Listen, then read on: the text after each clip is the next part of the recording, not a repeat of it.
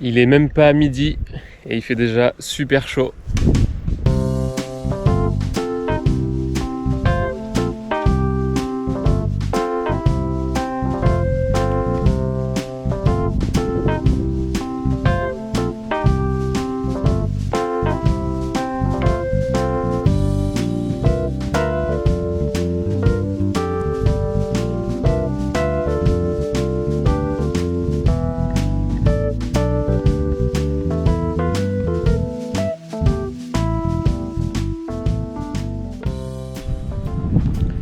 Aujourd'hui, on est sur l'île d'Oléron, en Charente-Maritime, une des plus grandes îles de la côte atlantique française. L'île d'Oléron est surtout réputée pour son climat presque méditerranéen et les nombreuses activités touristiques qu'elle héberge.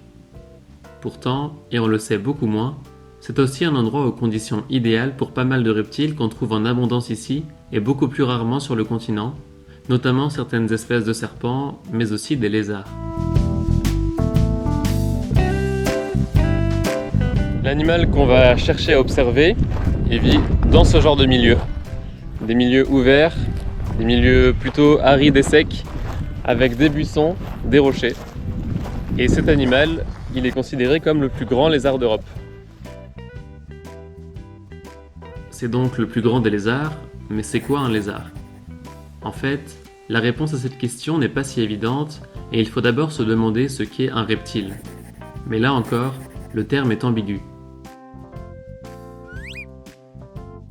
Dans la classification traditionnelle, les reptiles sont des vertébrés tétrapodes à température variable et à écailles.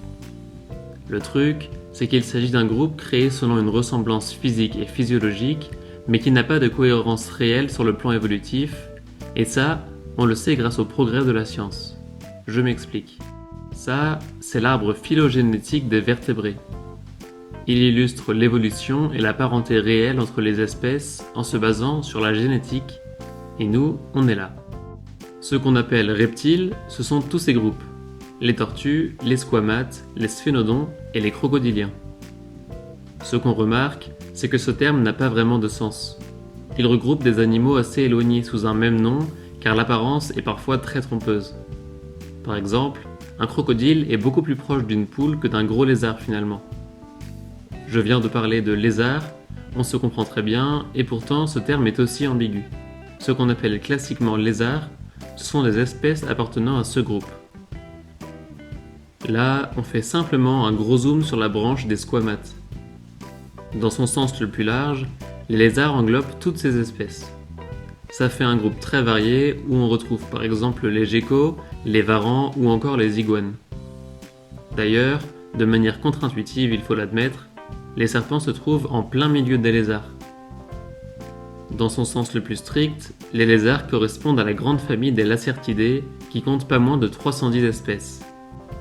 Et parmi ces nombreuses espèces, il y a un géant qui est le plus grand d'Europe, c'est le lézard ocellé. Ce magnifique reptile tient son nom des jolis ocelles bleus dont il est orné sur les flancs, le rendant difficilement confondable. En latin, lepidus signifie d'ailleurs joli, raffiné. Sans surprise, les scientifiques qui l'ont décrit à l'époque étaient aussi sous son charme. Les mâles peuvent atteindre la taille de 70 cm, ce qui en fait un vrai monstre à l'échelle de notre petit continent européen. C'est un habitant emblématique par sa rareté et sa discrétion légendaire, malgré sa taille imposante.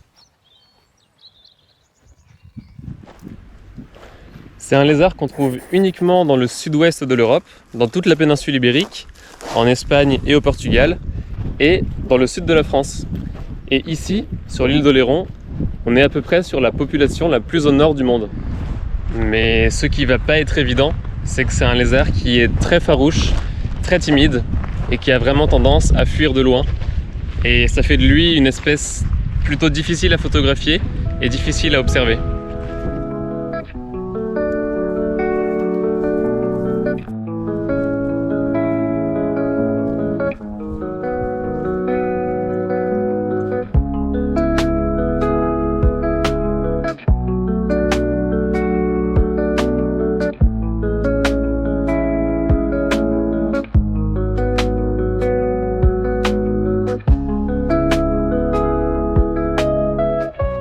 Pour l'instant, j'ai pas pris mon matériel de photo avec moi. L'idée d'abord, ça va vraiment être de repérer des zones propices, de repérer des indices, des crottes, des traces de passage dans le sable. Et pour trouver le lézard ocellé, ce qu'on va faire, c'est qu'on va chercher des terriers de lapins. Parce qu'en fait, il y a les études les plus récentes qui ont montré qu'ici, à Oléron, les populations relictuelles elles sont vraiment hyper dépendantes de ces terriers parce qu'ils peuvent s'y abriter, ils peuvent s'y nourrir et c'est super important pour la reproduction et pour la survie de ces animaux.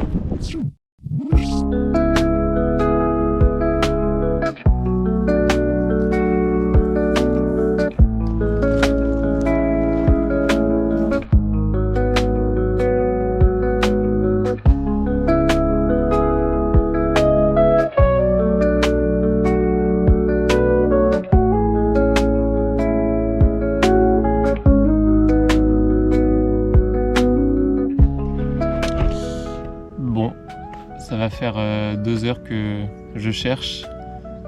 J'ai balayé une grande partie de la zone là. Le problème c'est qu'elle est immense et j'ai pas trouvé une seule crotte, un seul terrier, un seul lapin.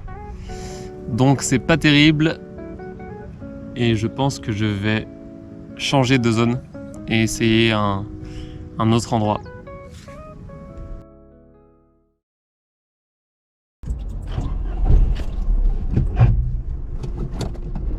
Pendant que je change d'endroit, faisons un petit point sur la conservation de cette espèce. En Europe, le lézard ocellé est quasi menacé et il est jugé vulnérable en France. C'est déjà un stade avancé de menace. Mais ici, en Poitou-Charentes où je me trouve, cette espèce est considérée en danger critique d'extinction. C'est le dernier statut avant la disparition totale. En fait, cette population insulaire est quasiment la dernière de la région et elle ne va pas bien. Pour s'en rendre compte, il suffit de prendre un peu de hauteur. Cette partie-là, c'est ce qu'on appelle la dune grise. En gros, c'est une zone de pelouse qui se forme sur les sables stabilisés à l'arrière de la plage, et c'est aussi là que survivent les derniers lézards ocellés. D'un côté, l'océan s'élève à une vitesse folle, et de l'autre, la forêt gagne du terrain sur les dunes. Le problème, c'est que le maintien d'un milieu ouvert et sec est indispensable pour ce reptile méditerranéen, alors que la fermeture semble inévitable d'ici quelques décennies. En plus de ça, le tourisme est ici super important en été, et ça contribue aussi largement au dérangement de cette population déjà très fragile.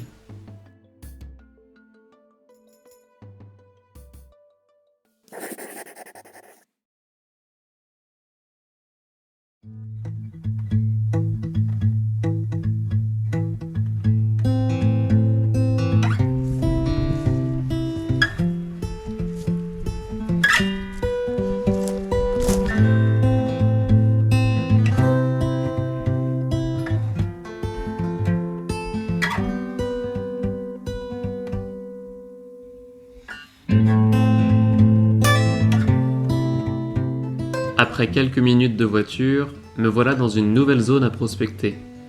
Et très vite, je comprends que la fermeture du milieu est un enjeu omniprésent.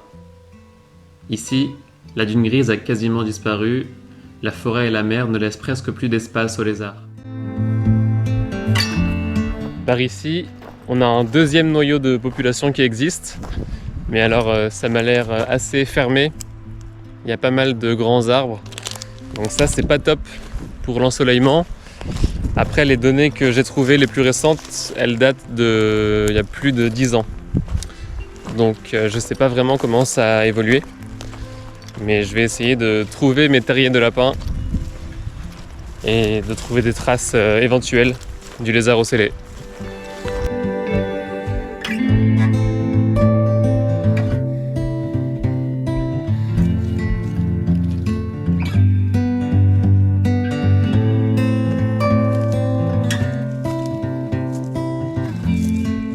Les recherches reprennent sous le soleil brûlant et toujours pas la moindre trace.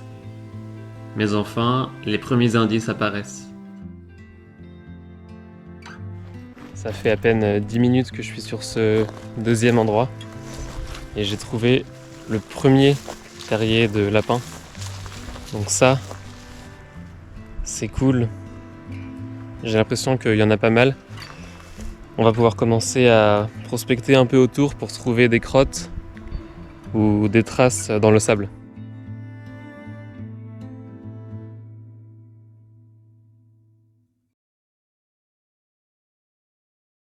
Ok, c'est très cool.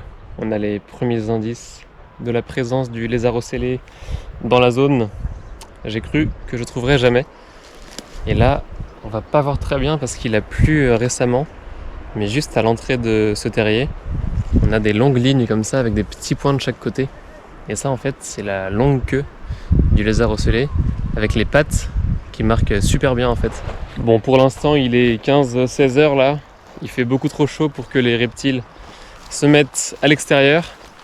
Mais ce que je vais faire, c'est que je vais revenir à une heure plus propice avec tout le matériel. Et je vais commencer à chercher avec les jumelles pour les voir de loin et tenter de faire des affûts.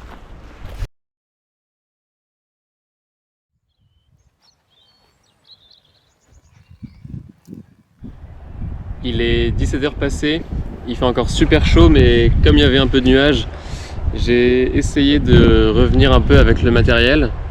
Et au bout de quelques minutes, j'ai entendu ma première fuite dans un buisson. Et la chance qu'on a, c'est que c'est un animal qui fuit très bruyamment.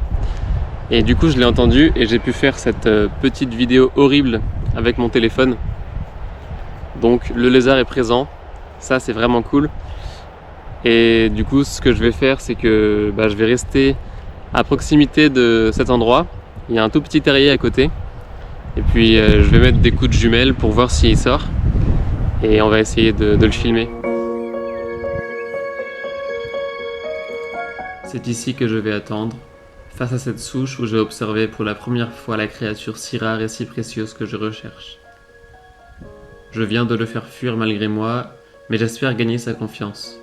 J'espère qu'il me laissera capturer quelques instants de sa vie.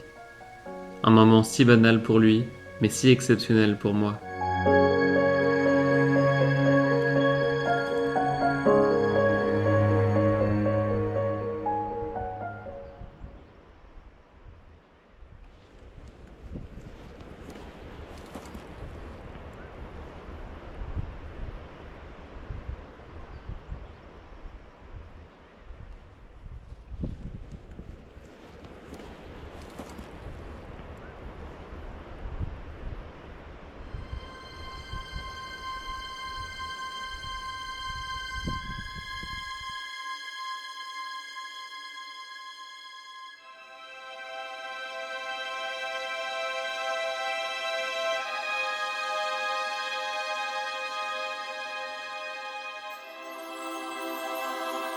Les yeux dans les yeux avec le plus grand lézard d'Europe. Nous sommes si différents, mais à ce moment précis, nous avons chacun conscience l'un de l'autre, et ce regard en dit long. Je suis partagé entre une grande admiration et une profonde culpabilité d'être un être humain, d'appartenir à l'espèce qui va causer la perte de ces derniers lézards dans la région d'ici quelques années.